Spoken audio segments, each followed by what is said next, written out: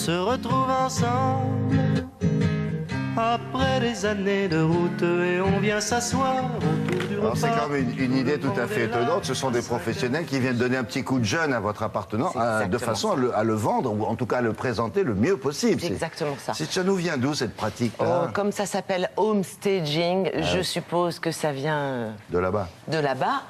Comment pourrait-on traduire cela en français? On pourrait dire par exemple mise en valeur d'un bien immobilier. C'est un petit peu long, c'est peut-être pas très vendeur, mais en gros c'est ça.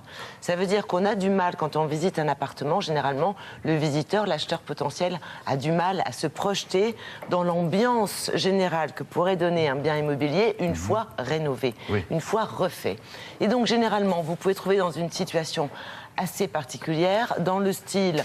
L'appartement est bien situé dans un joli quartier, il est bien distribué, il est à son prix par rapport au prix du mètre carré du marché, et pourtant il ne se vend pas. Alors quelquefois c'est tout simplement parce que le sol n'est plus trop dans les tendances actuelles, vous avez des papiers peints qui sont trop anciens, ce qui donne un manque de lumière. Donc il y a des petits trucs qui sont tout simples, qui sont pas trop chers évidemment, c'est quand même un investissement, mais quelquefois un simple coup de peinture blanche ou un petit coup sur le sol permet de rendre l'appartement plus attrayant, de donner envie.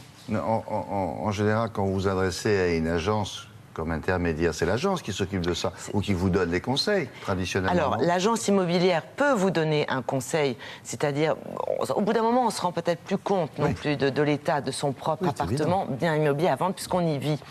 Et l'agence va vous dire, mais écoutez, là, vous voyez, peut-être il faudrait changer les choses pour le rendre attrayant. Elle ne le fait pas. Elle ne le fait pas, elle vous donne conseil. Et ensuite, vous avez des agences spécialisées dans la rénovation, enfin dans le home staging. Il ne s'agit pas de changer toute la déco. Il ne s'agit pas de rénover à la place. Un petit vernis, un petit quelque chose. Exactement, c'est exactement ça. Et ça aide à la vente. Regardez, nous avons pris un exemple. Oui. Et voilà ce que ça donne.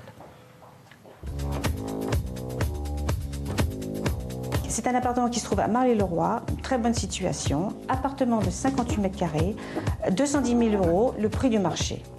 Après 3 semaines, 1 mois de visite, rien de concluant. J'ai décidé de faire relooker l'appartement. J'ai été très agréablement surprise du résultat, un travail très soigneux, et en 4 jours, l'appartement est parti.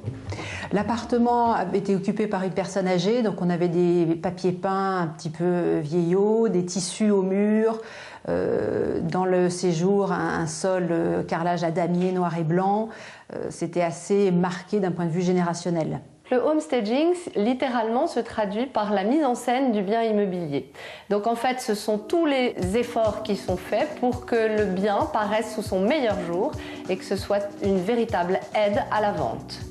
On a tout détapissé, repeint les plafonds, bouché tous les trous, repeint toutes les boiseries, portes, fenêtres, placards, retapissé, remplacé le sol du séjour par un sol vinyle de façon à rendre l'appartement le plus clair possible et lui donner un look plus moderne qui colle mieux à la demande aujourd'hui et faire en sorte qu'il plaise à un maximum d'acheteurs potentiels. Donc c'est 2 semaines de travaux avec une équipe de 2 peintres plus moi-même pour un montant de 6 000 €. Donc pour vendre, il faut d'abord payer? Oui, le vendeur a besoin d'investir un certain montant à partir du moment où son bien ne se vend pas. Nous avons des solutions qui permettent au vendeur de ne rémunérer notre prestation qu'une fois le compromis de vente signé. L'objectif n'est pas du tout de refaire la décoration de l'appartement. L'objectif, il est de créer un coup de cœur en utilisant des tons neutres, rendre attractif le bien à un moindre coût.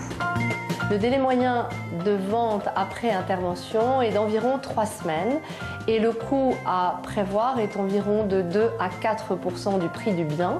Tout dépend de l'état dans lequel nous trouvons l'appartement avant d'intervenir.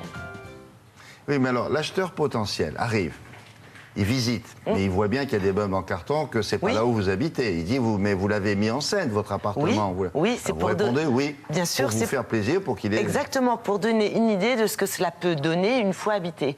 Parce que quand on visite un appartement vide, ça donne pas bien la notion des volumes. Quelquefois, on peut avoir tendance à se dire « Ah, mais cette pièce, finalement, elle est petite. » Mais une fois meublée, on se rend compte qu'elle n'est pas forcément si petite. Tout de suite, ça donne envie et ça s'est vendu dans la semaine qui suivait. Celui-là Oui, il est vendu, ça y est, c'est fini. Alors qu'il n'y arrivait pas. Alors qu'il n'y arrivait pas au bout de 3 mois, alors que l'appartement était à son prix. Il y a ça aussi qui est important. Et cette mise en scène coûte combien, la vie? Alors là, ça a coûté dans les 6 000 €, si j'ai bonne mémoire, pour un appartement de 58 mètres carrés. En gros, il faut prévoir entre 2 et 4 %. Ça dépend de l'état de l'appartement. Alors, soit vous faites appel à des professionnels, Laura Duweb.